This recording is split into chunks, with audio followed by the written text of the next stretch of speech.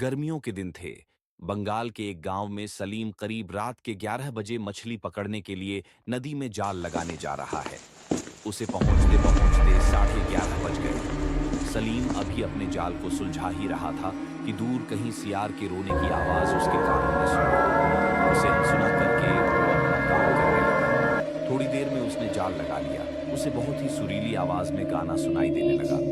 पहले उसने सोचा शायद यह मेरा वहम होगा, पर धीरे धीरे आवाज थोड़ी तेज सुनाई देने लगी।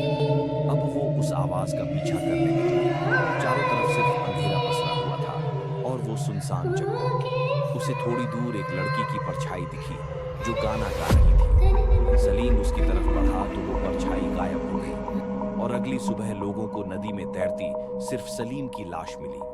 यह बात आग की तरह पूरे गांव में फैल गई और सबने वहां जाना बंद कर दिया। पर वहीं कुछ लड़के ऐसे भी थे जो भूत को देखना चाहते थे।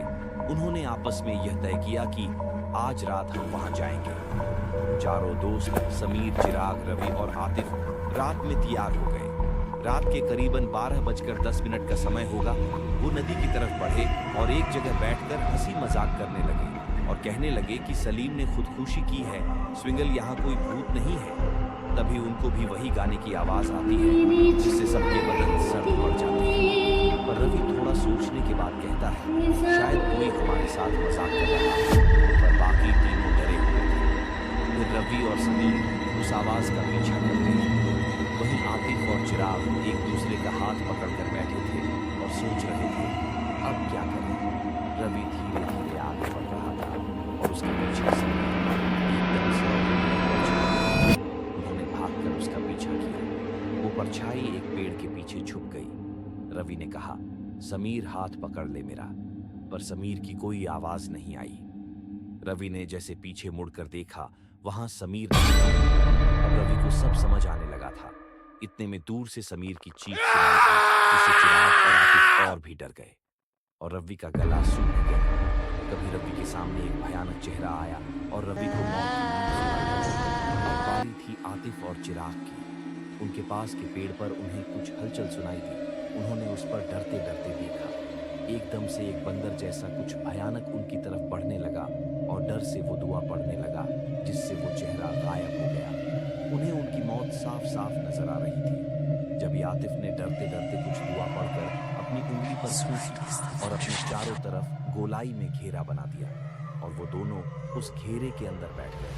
दोनों रो रहे थे कि पेड़ के पीछे से एक बेहद खूबसूरत औरत उन्हें बुलाने लगी। एक बार दोनों उठकर जाने लगे, पर फिर जल्दी ही उनकी समझ में आ गया वो सिर्फ एक जाल है।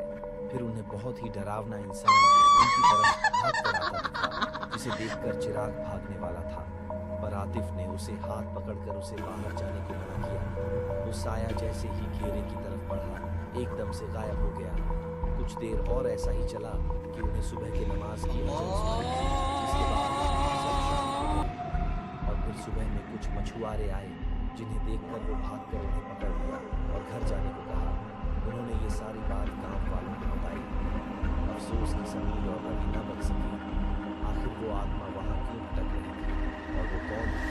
जल्दी ही इसका अगला पार्ट आप देख पाएंगे इसी चैनल पर बने रहिए और सतर्क रहिए। टाइप करें, लाइक करें और बेल आइकन को दबाएं।